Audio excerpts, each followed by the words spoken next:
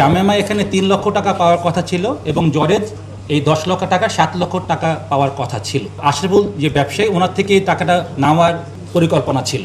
আমরা শামিমাকে এই ব্যাপারে জিজ্ঞাসাবাদ করেছি এবং শামিমা যেই আমাদের যে উত্তর দিয়েছে তাতে তার ভাষ্য মতে তাকে মূলত যে কথাটা বলেছে জরেজ যে 3 লক্ষ টাকা সে পাবে এবং জরেজ এই ব্ল্যাকমেলের মাধ্যমে 7 লক্ষ টাকা পাবে এবং পরবর্তীতে এই টাকা দিয়ে সে মালয়েশিয়ায় গমন করবেন।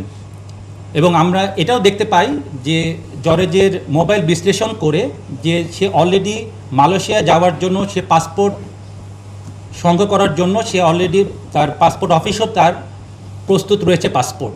তো এ থেকে বোঝা যায় যে তার টাকাটা প্রয়োজন ছিল। জরেজ কি উদ্দেশ্যে নৃশংসভাবে হত্যাটা করলো? যদি টাকাই তার মূল উদ্দেশ্য থাকে তাহলে কেন হত্যাটা করলো? তাহলে তো টাকা তো আর তার পাবে না।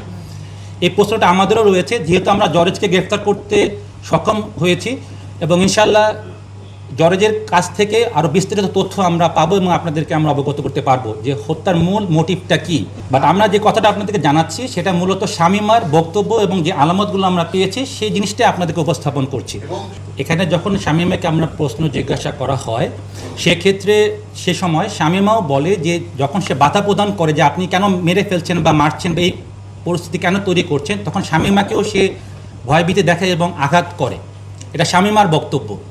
কারণ পুরো বক্তব্যটা দুই পক্ষের বক্তব্য না শুনে আমরা পরিষ্কারভাবে মূল মোটিভটি আপনাদের সামনে উপস্থাপন করতে পারছি না।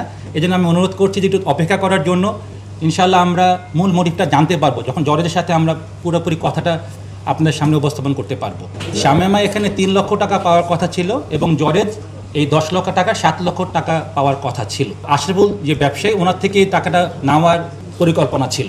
জরেজ এবং আশরাফুলের পূর্ব থেকে পরিচয় আছে এবং তারা পারিবারিকভাবে বন্ধু এবং এটা আমরা জানতে পারি যে এটা আশরাফুলের দ্বিতীয় বিবাহ এবং দ্বিতীয় বিবাহর এই বিষয়টা জরেজের পরিবার এবং জরেজ এই বিবাহ শামিমা একটা সেপারেট একজন ব্যক্তি এবং আশরাফুলের যিনি বর্তমান স্ত্রী সেই স্ত্রীকে বিয়ে দেওয়ার পেছনে জরেজ এবং জরেজের পরিবার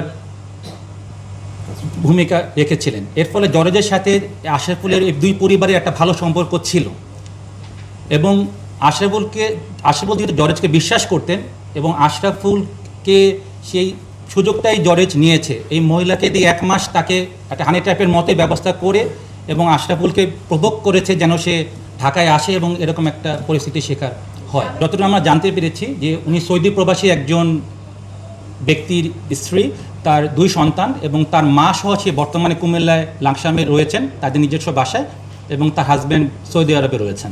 আশরাফুল মূলত কাঁচামাল আড়তের ব্যবসা, তারা কাঁচামাল বিভিন্ন জায়গা থেকে নিয়ে আসে এবং এই ব্যবসায়ী সে ভালো একজন ব্যবসায়ী তিনি।